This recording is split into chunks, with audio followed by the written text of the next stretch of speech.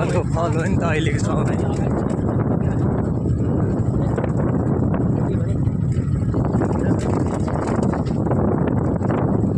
धेरै प्रकारका जडीबुटीहरू पनि रहेको छ।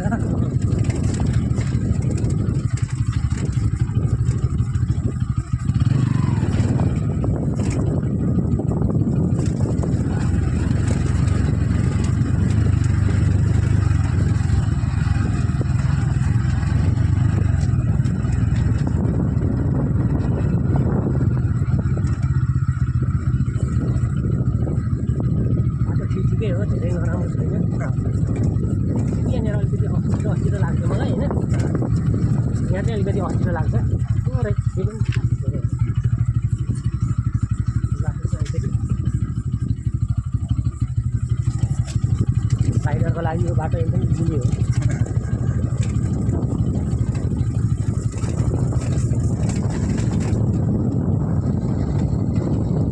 हाम्रोमा चाहिँ अलि अप्ठ्यारै हुन्छ।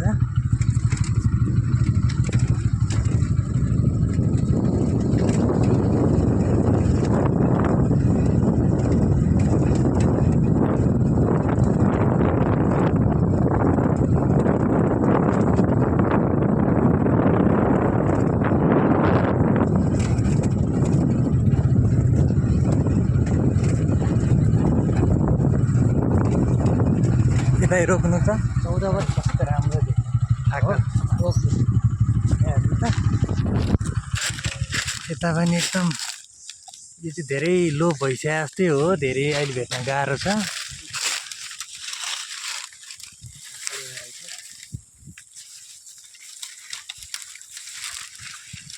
अलि राम्रोसँग भाँचिँदैन क्या यो अलि पाके छैन कि यतामा यताको झाङहरू पनि पाकेको बारी नै जस्तो रहेछ हेर थाकलको बारी नै जस्तो छ हेर त। यो चाहिँ ढकमक्क यहाँ थाकलहरू फलिरहेका फुलिरहेकालाई हेर्नु त कत्रो कत्रो ठुल्ठुलो झुप्पाहरू रहेछ यहाँ। यहाँ पहेँलो चाहिँ यहाँ भारेछ। आहा यो पहेँलो झुप्पा चाहिँ पाके जस्तो लाग्यो। यहाँ पाके हो यहाँ कालो पनि रहेछ अलिअलि। बिल्कुल यहाँ रहेछ पहेँलो सबभन्दा त हेर्दै हो सबै झुप्पै पहेँलो हो। यो कालो भयो नि त पाके यो पाकेको हो राइट कालो पाकेको पाकेर यो कालो कति गुल्ली हेर्नु पाकेको जन्नत बल्ल जन्नत पुरा भयो त भाइ हैन त। कालो चाहिँ गुल्ली हुँदो रहेछ क्या त्यहाँ पाकिसकेपछि होइन। हो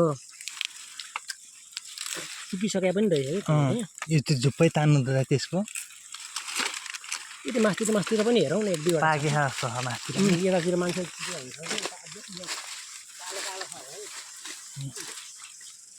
हो गुल्ली हुँदो रहेछ त्यो कालो हेरौँ न पुरै पाकेको गुल्ली हो यो चाहिँ पाकेको चाहिँ गुल्ली हो। कस्तो मिठो खाल गुल्ली हो। छगडा जस्तै हुँदो रहेछ सेम।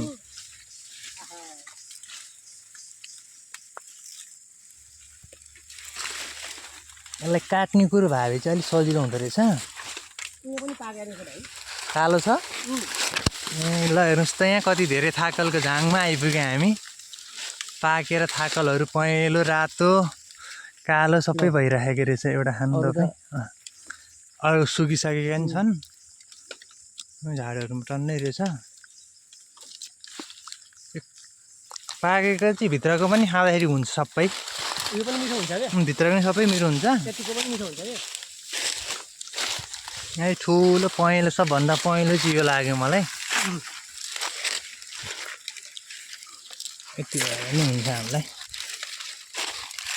यसलाई चाहिँ गरेर केहीमा राख्ने यो नि ठुलो ठुलो झुप्पा रहेछ। जाउँ अब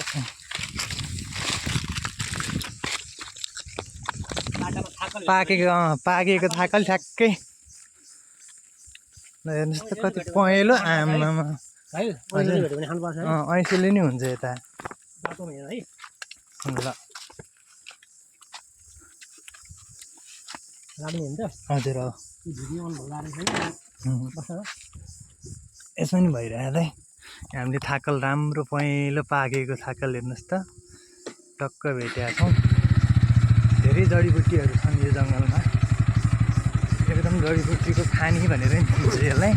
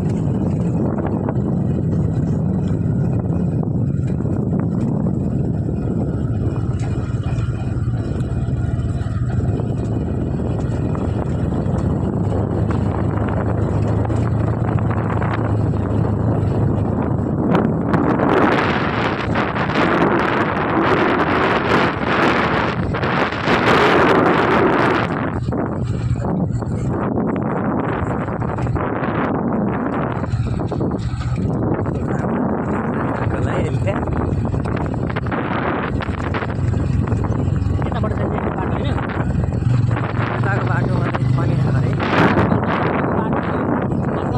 अलिक टाढा पनि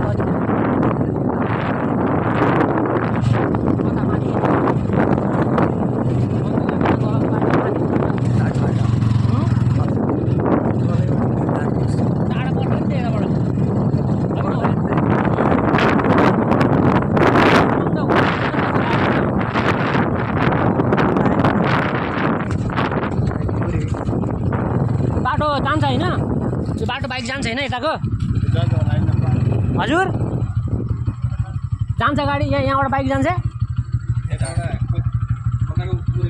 ए पाइपको लागि खानपानीको पाइपहरू चाहिँ यता बिसाएको थियो अनि अब यताबाट चाहिँ हामीले अब बिस्तारै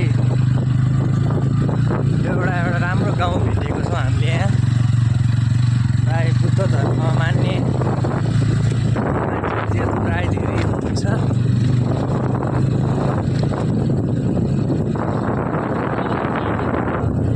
हेर्नु त हरेकको घरमा यो बुद्धको झन्डा भन्छ त्यो राखिएको छ किम्बुहरू पनि पाकिरहेको रहेछ बाटोमा यसरी किम्बु पनि पाकेको रहेछ ल किम्बु सिजनको फल यो पनि हामीले थाकल पनि टिपेर खाइसक्यौँ अब किम्बुको पालो बोटमै पाकिरहेको छ है थाकल पाक्ने बेला भयो खाएर आएको थाकल 2-4जना पाकेको रहेछ पाकेको रहेछ 2-4जना अब छैन त्यति पाकेको यो हाँगामा रहेछ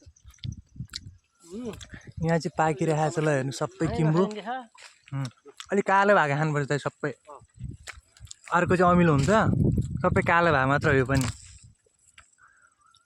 यसरी बोटामा सबै प्राकृतिक फलहरू फलिरहेको हुन्छ बाटोतिर ल हेर्नुहोस् त कति अद्भुत छ यसको धेरै फाइदाहरू छ यो किम्बुको शरीरको पाचन क्षेत्रहरूलाई एकदम सहयोग पुर्याउँछ किम्बुले बच्चाहरूले चाहिँ धेरै खान्छन् अनि पेट गडबड गर्छन् तर अलिअलि खानाले एकदम फाइदा पुर्याउँछ यसले चाहिँ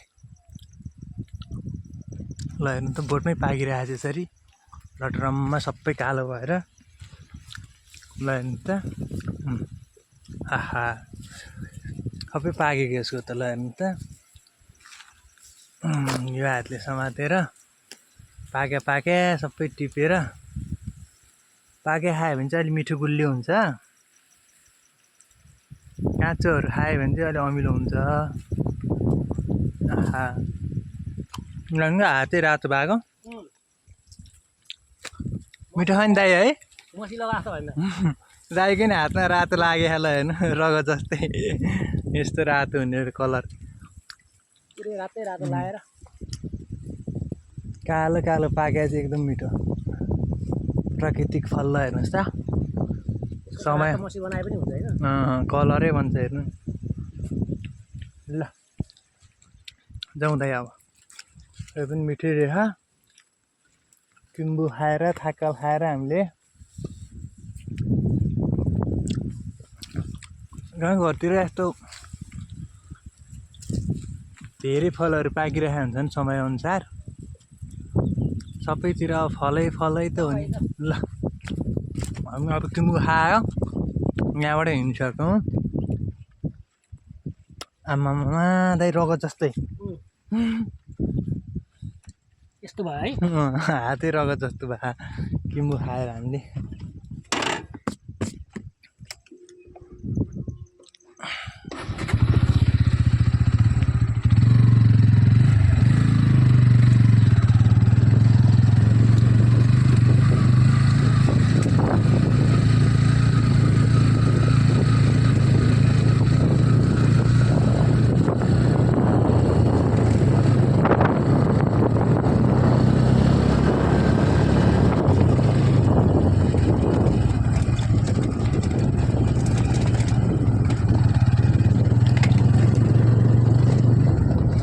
घरहरू चाहिँ यस्तो यस्तो डिजाइनको हुन्छ प्रायः गाउँघरमा। काठको घर के है काठको माटोको घरहरू हुन्छ प्रायः गाउँघरमा।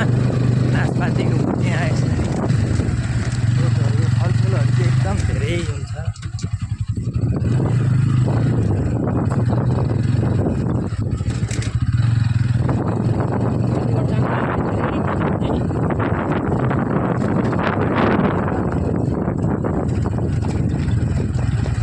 मेरो यो तल ढुङ्गाले सिट्याएर नङै गएको छ नि मेरो बाइकको ढुङ्गाले सिट्याएर जुत्ता लगाएको होइन, जुत्ता मोजा लगाएको जुत्ताबाट पनि माथिबाट लागेको नङ भइगयो। फ्ल्याट निकाल्ने पनि नङले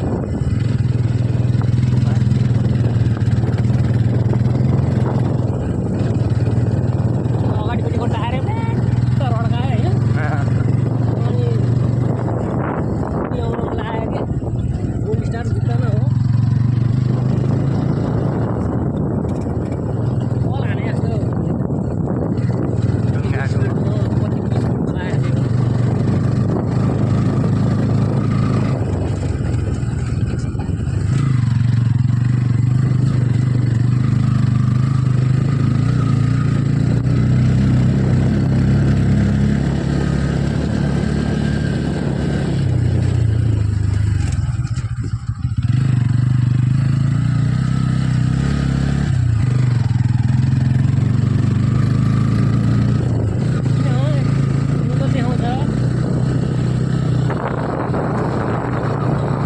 गाडी गियरमा हिँडिरहेको छ, न्युट्रल देखाउँछ।